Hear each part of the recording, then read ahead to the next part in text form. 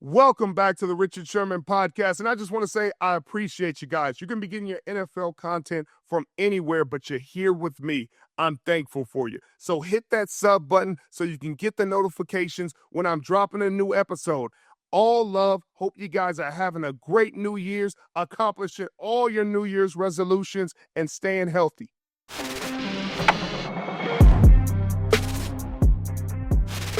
Welcome back to the Richard Sherman podcast, and we got another incredible guest, the receiver for the San Francisco 49ers, Kendrick Bourne, my boy KB. What's up, Sherm? What up, Thanks baby? for having me, man. Man, you had a fun year. You got your bonus. You hit that pound. Look, got your chippers. What does the future hold for young KB? You coming back? I'm trying to come back. Talk to Kyle, man. You know Kyle. Got a good relationship with him, man. We had a good exit meeting, man. So, I'm trying to make it happen, man. That's always the goal. San Francisco is home, man. And so coming back, having a good year, like you said, was powerful. So I'm trying to run it back. Money talk, but that's just definitely home. So that's holding a special place in my heart. Yes, money definitely talks, but it just was so real when you came back and how everybody received you. You put that 84 on and it just looked right. It just was right back to how it felt. So, man, I appreciate Kyle John. And I love how I left on a good note, left with a good relationship. That's powerful, man. So any players out there, don't leave and go on Twitter, down your last team. Never know when you might need to come back. So kind of left on that note, and it was good for me. Right. Don't speed past the facility. And all right, be all right. But talk to me about this substation thing, because they make it such a big deal about this, and I'm like, bro, nobody. How has this been around this long and nobody ever said anything, and now it's the biggest? So I'm running off with a story. You've been on that grass. You know when it turned brown. It turned brown at the end of the year. It does. But the soccer field over there, the little girls' soccer field, it stayed green all year. Low key, I just started driving past noticing. So I don't know, Jay. I'm just trolling, but it be brown. I'm like, it do be brown. Why the grass brown? It's not too rainy in San Fran. It ain't too hot. Right. It should really be green. Right. You're not a gardener, but I'm telling you. So I'm a conspiracy theorist, bro, but it's just crazy, man. It's too many injuries. So what's crazy? John said he's gonna look into it. What's crazy is the team has been trying to acquire that field for the longest, and then they're acting like they can't give the team that field because of the soccer, and that's a story for a different day. I didn't know that. Oh, they've been trying to get it. It was a huge fight. They've been trying to acquire that land, and maybe things would be different if they were over there. But, so the city of Santa Clara, they could have easily remedied this. We got that cheese. Look, we can build a whole nother soccer field. I promise you. I promise you we can build another soccer field for them. That's not right next to an NFL stadium. But tell me about this matchup. You obviously played against the Seattle Seahawks, and you played for the New England Patriots. Mm-hmm. What Mike Vrabel has done for this team has been incredible. What Mike McDonald has done for this team has been incredible. How do you see this matchup going? I think it's going to be a defensive game, man. Shout out to my guys in New England, man. Them is all my guys. Went to war with those guys, so I'm happy that they getting to experience it. Just telling them to soak it all in, man, enjoy it. And then I got my guy Cooper Kupp over there. So I'm kind of rooting for both sides, but both defenses, man, are phenomenal, man. Like, me experiencing going against New England in practice and stuff, they know what they're doing. Braves got the mindset, the mentality right. McDonald got them right from me playing against them. Them boys were jumping routes. Bro, Tariq Woolen and Witherspoon, I'm like, hey, I'm taking 6 steps. How you know you count my steps? I'm like, nah, bro. And so they just on that they in sync right now with the D-line. They're confident. Some DBs going to just sit there like, all right, let them break and then go. Nah, Tariq and them, they antsy. Yeah. And so, and New England got those playmakers too. Marcus Jones, Gonzo. So it's going to be a defensive matchup.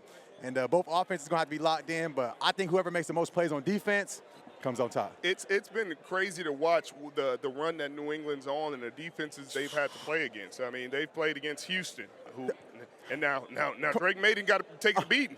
I'm telling you. But boy, they won these games. Got it done. They got it done. And then they played against Denver. Took a beating, but they got it done. And it's just one of those years, you never know, the ball tipping your way more, injuries, and they having a good year. Everything is kind of falling their way. Not to take credit from them, but a lot of people doubting them were like, they schedule. But then when you say they get to the playoffs, Houston ain't no punk. We struggled against them in San Fran. They kept us off the field. So just them holding it down against Denver, too, like you said, it shows that they're in the right position. But Josh McDaniels, Drake, Vrabel, the culture they're building, they kind of bringing it back. Patriots kind of back. People mad. Yeah, they super mad. But it's the things that people don't appreciate about Vrabel and the Patriots that they've done well for so many years. They rarely make mistakes in terms of in-game decision-making. Like when it's time to take the points is taken. When it's a third down and they should go for it, a fourth down they should go for it, it's gone for it. You rarely go into those games and you're like second-guessing what they did later on. You're like, they probably played it exactly how it should have played, win or lose. Nothing unorthodox. Right. You know, bro, and so they take the risk at the right time, what you're saying, like the 4th and 2, 4th and 1. It's like, it makes sense. So I love Josh, man. You know, I was with Josh, so just seeing him get back to who he is and in the same place he was, I think it's his third tenor. And so, man, people asking me today, like, do you wish you was in it? Heck yeah, I wish I was. Of course. Right. I'd be lying if I wasn't. Right. But just situations happen. God put me on a different path. But I'm happy for those guys, man, and it's just dope to see from a distance. And I know that I played in the Super Bowl. We've experienced it together, man, which was dope. And so just the experience in itself is special for those guys. Yeah, it was fantastic. And even then for Josh, I mean, he's still getting paid from the Raiders. So, I mean, he ain't doing bad at all. The Raiders paying him to coach of the Super Bowl right now. I'm going to get a head coaching job and get fired on purpose. No, get fired that day. No, let me chill.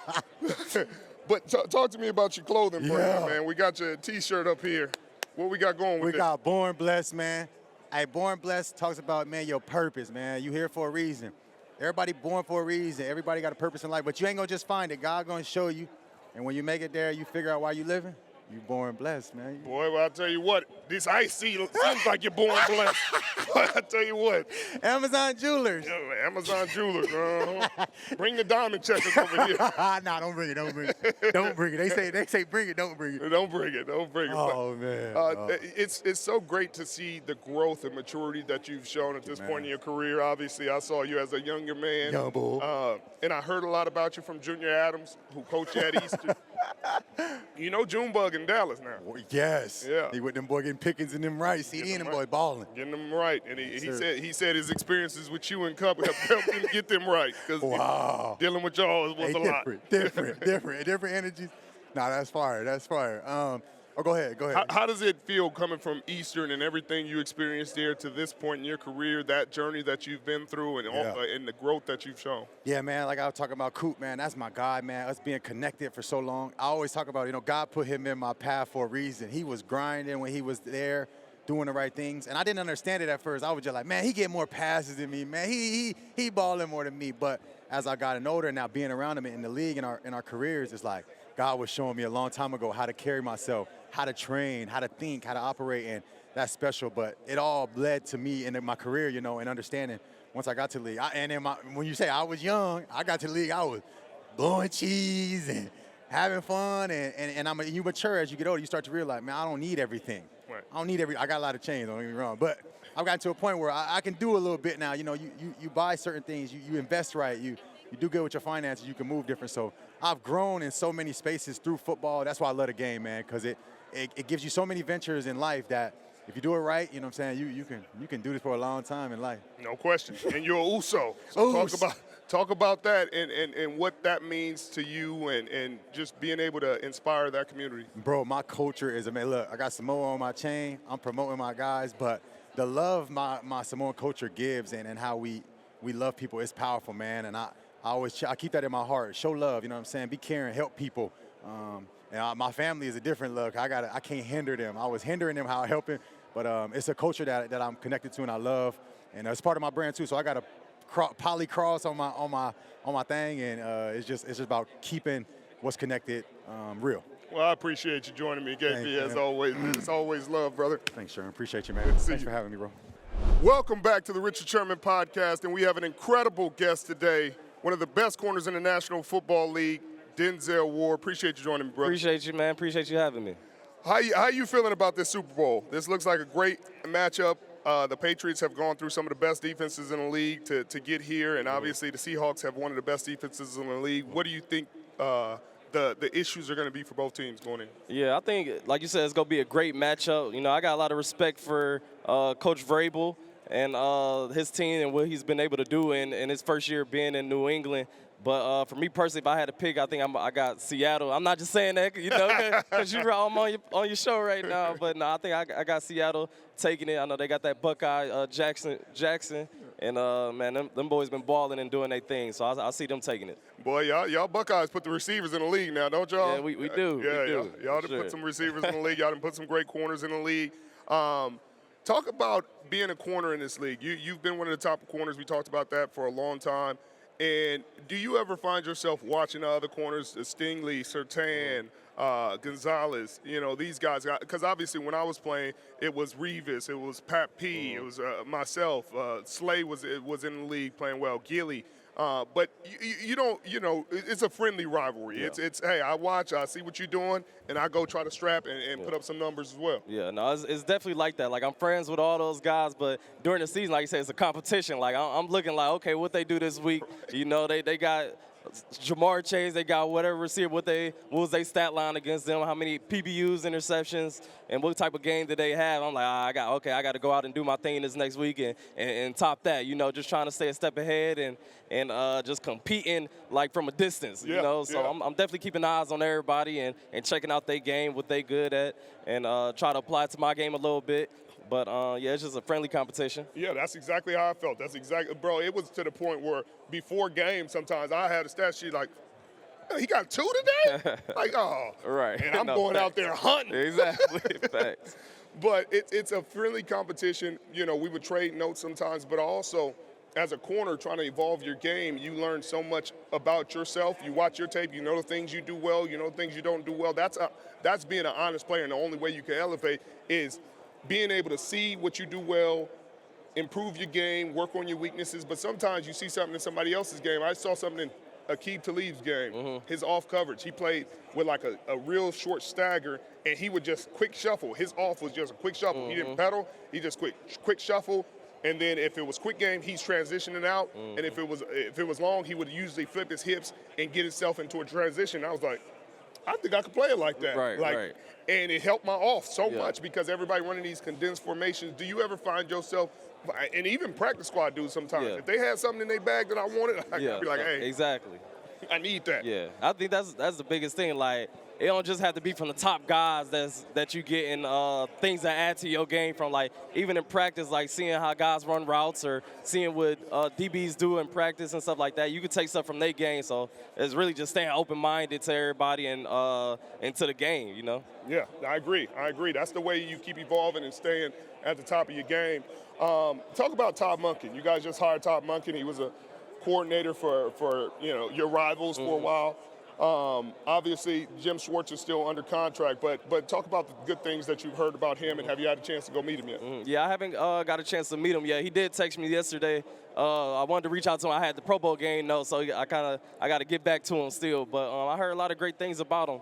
I picked up the Baltimore's offense. I heard great things of raising Lamar Jackson's game and Derrick Henry and just having a dynamic offense. So I'm hoping he could bring that to Cleveland. You know, we need it. Need an amazing offense. And, you know, I'm hoping they saying he the guy to do it. So we go find out. Obviously, you're hoping to bring Jim Schwartz back. He's been such a fantastic coordinator. You guys have been a top 5, top 3 defense for majority of your career. Talk about his scheme and what he's meant to you. Man, I can't say enough great things about Coach Schwartz. I feel he's elevated my game. Like I talked about with Monken and to Lamar, I feel like that Schwartz to me and a lot of guys on the defense and on the team. Schwartz, like I said, elevated my game. Just his scheme is great. I feel he always calling a perfect call, putting us in the right position to make a play. So I'm hoping we could keep him on the team, and you know, he don't go nowhere else. You got a great young middle linebacker. How have you seen him evolve throughout this season? Man, I think Swessinger, he came in as a veteran, as a rookie. So it's been exciting to see him grow. Just a great player who should win rookie defensive player of the year, I believe, along with Miles Garrett winning defensive player of the year. But it's just a great player, man. We gonna need him, a good young core talent that we got. We gonna need him for the long run. It ain't many times you get a defensive player of the year candidate and a rookie defensive rookie of the year candidate on the same defense, and y'all not win at least, man. You know. But we ain't gonna go down that road. But You lost your running mate too, and people don't understand the relationship that corners have, especially the corner that plays opposite of a great corner like yourself. They get a lot of attention. They get a lot more attention than normal. You lose Newsome, but you get Tyson Campbell. How was that for you during the season?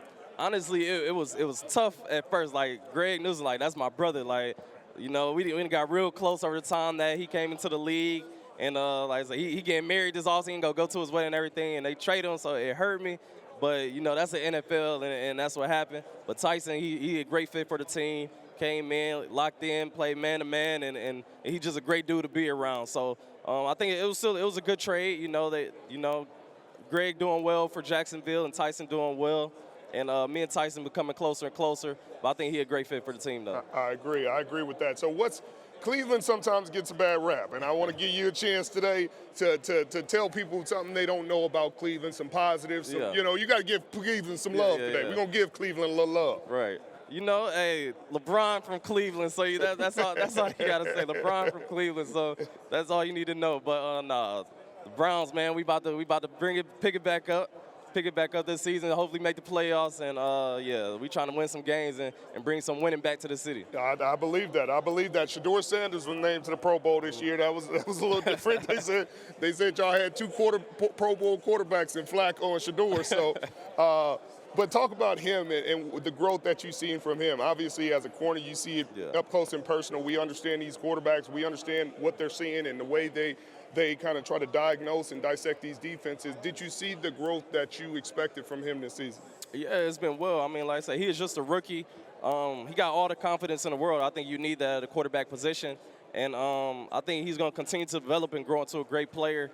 And he did well. He made some mistakes, but, I mean, that's expected for a rookie. But just his growth and his willingness to want to learn and get better, I think it's going to go a long way for him. Did you ever find yourself having conversations with him? You know, I think they're usually quarterbacks and corners, sometimes quarterbacks and receivers and corners have those conversations. What did you see here, especially great players like yourself? Did you find yourself going up to him and like, hey, I saw you do this, I saw you giving away this tail, or are you trying to let him learn the hard way? Yeah, I'm really letting him learn the hard way. You know, I definitely stay in his ear, though, but the most of the conversation is just trash talk. Like, you know, I'm about to pick you up all day in practice today, and you know, it's mostly just a trash talk. But I definitely try to stay in his ear, and you know, I'm always here for him whenever he needs some advice about something, or if I got a question, you know, I go ask him and see what he saw. You've been in the league long enough to ask you this question. How much different is the league than you thought it was going to be when you were a kid growing up and watching it versus you playing in it and getting to be an elite player in it? Yeah, that's a great question. I think when growing up watching it, I thought like, oh man, like the NFL is just like, I don't know, like a juggernaut. Like guys is just unbeatable, and you know, the guys are the top of the top. But once I actually got to the NFL, and like I'm like, okay, I can play with these guys. Like guys are beatable. You know, it's gonna be good players. Like you said, it's gonna be great players, but guys could be beaten on any given day. It still is juggernaut. You just happen to be a juggernaut. Respect. You sit there and you look at it like, oh man, these guys can be played with, but it's because you're one of the top athletes in the world. But that was the thing when I came in. It was so much different than I expected. It was once you get here and you have the confidence to understand you belong here and you can be dominant, you can play at a high level, then it changes the game for you. You know, how I approach it is I'm approaching human beings, I'm approaching schemes, I'm studying the scheme, seeing, hey, this offense coordinator likes to do it this in this situation. I have yet to see a receiver that calls his own plays. So from that perspective, I'm like, hey, you might run 4-2, 4-3, you may jump out of the gym and all that, but if he say you running a curl, you better run that curl. Exactly. You know, that's where the ball gonna be. That's where the ball gonna be. We in San Francisco a couple times we would play and we'd be in practice and a receiver would just run a wrong route because I've run the route for him. If it's a dig, I'm already running there. If it's curl, I'm already breaking. Yeah. And they'd make up routes. And Kyle used to go off. That used to be that's the most fun I have, watching him go off on his receiver. Like you can't just make stuff up because I know the play. Exactly. You can't change the route up. No, you can't. And once I knew that, it changed the way I played this game, and I think that's what helped me play at a different level. What do you think gives you the advantage that you have to play at the level you have for so long? I think, one, consistency. Just staying consistent in my workouts, my routine. Like I found a great routine coming into the NFL, and just being able to stick. I know what works for me, what don't work for me, and just sticking to that. Not getting complacent and anything that goes on, and just continue to stick to it. And yeah, I would say that's the biggest thing for me. What have you changed about your off-season routine as you've gotten older? And I don't mean older like that, but just as you've matured in this league and really have an understanding of what you need and what you don't need. Yeah. Is it spending more time with family? Is it working out more? Is it the training facility? Is it the diet? What is it? Yeah, that's a good question. I think like initially what I learned, like going into like as soon as the season's over with, is really taking that break. Like, I don't need to be football every single day, So really just kind of taking a break and clearing my mind. And then once I do get back to it, still staying in shape, like working out and getting those lifts in and stuff like that. But just finding that routine, I think, is the biggest thing for me. I got a routine that I feel works. And like I said, diet, whether it's the diet, workouts, and then just sticking to that year in and year out. I don't really change too much in it. And I feel it helps me out every year. Yeah, creatures of habit. We definitely creatures of habit. I think that was the biggest thing for me, because when you're young and you want as soon as the season's over, you're like, man, I want to get back to working out, and I want to get back to lifting and get back on the field, and then you get to the season and your body hurting, and you're sore, and you having hamstring and calf issues in training camp, and you're like, you didn't give your body a big enough break, after the season to heal up, to recover, and to do all the things necessary. So it's great that you found that routine. What's your goals in the future outside of obviously the team goals, Super Bowl and playoffs? What are your personal goals? Personal goals, I would say Defensive Player of the Year. Definitely keep stacking on the Pro Bowls, Super Bowl, and just really like my main goal every year is just to be that guy at the corner position. Like they need me to go out there and be a dominant number one corner, take away my side of the field, and that's my goal. Go out there, don't give them no catches, make plays, and just be that guy for the team. Somebody that could be counted on. You dang sure counted on right now. And when you're that guy, your pockets get counted on. So I'm happy to see you getting what you deserve and continue to play at a high level.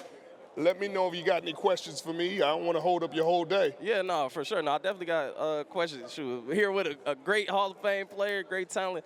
So I'll say, what separated you, or what allowed you to play at such an elite level throughout your years in the NFL?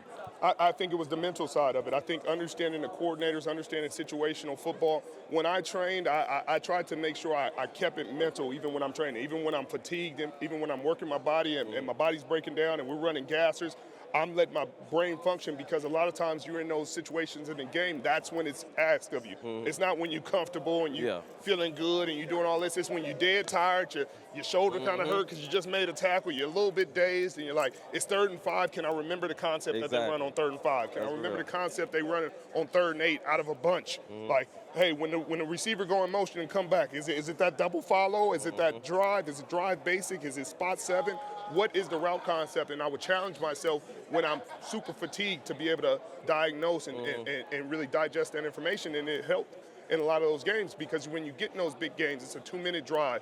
You're seeing Tom Brady, Aaron Rodgers, you're seeing these dudes, and you got to process it. It can't.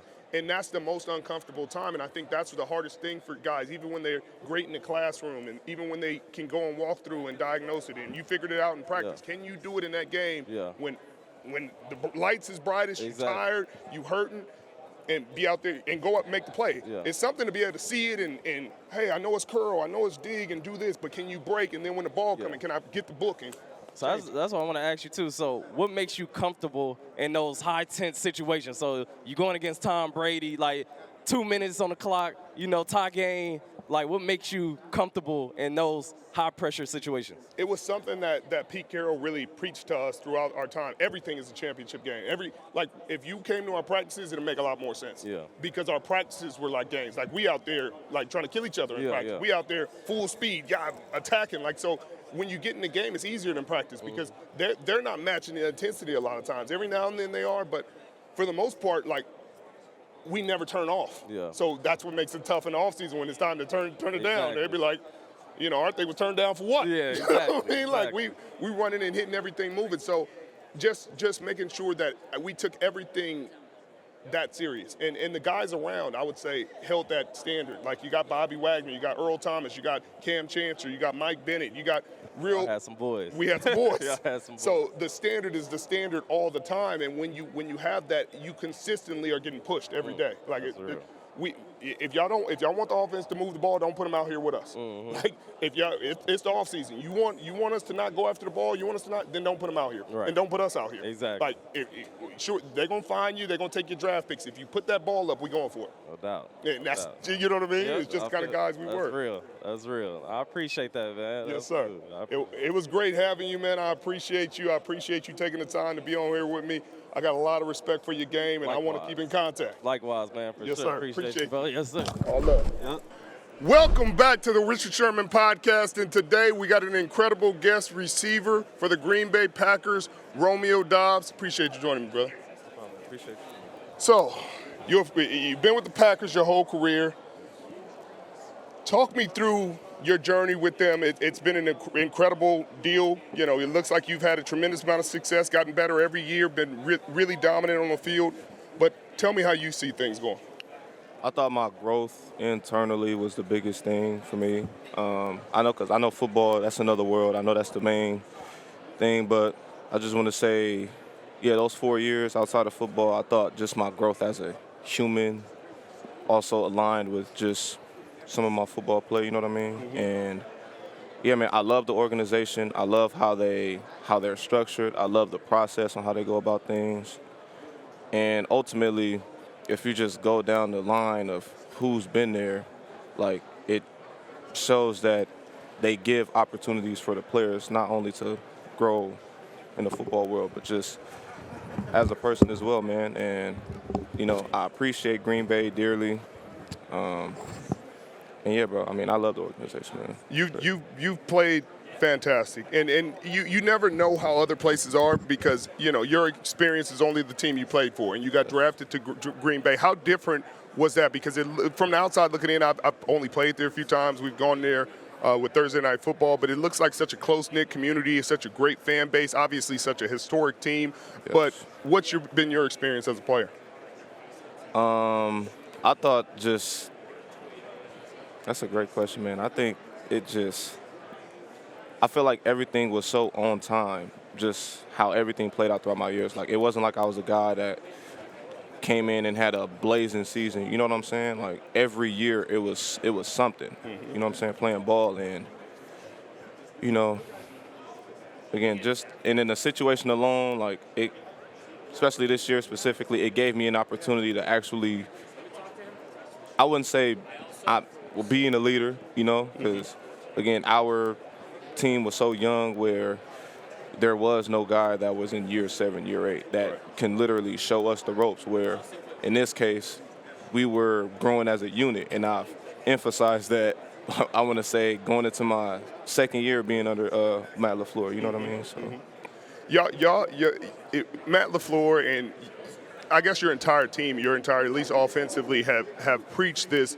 You know, everybody eats, kind of what Buffalo says, but you guys have said the same thing. Like, you guys have a really great receiving group. You know, Christian Watson, Matthew Golden, Reed, so many guys that, you know, at any given time can just go off and take the game over. yes. But in some capacities, I know, you know, just being honest, and I've said this a few times, but I know how receivers are, and mentally everybody feels they're the guy. And when the ball spreads around like that, there could be a little bit of frustration and divisiveness, but your group hasn't. It doesn't seem like, at least from the outside looking in, you guys haven't dealt with that. You guys have been really unselfish, really supportive of one another. And talk me through that, how that receiver room is so tight.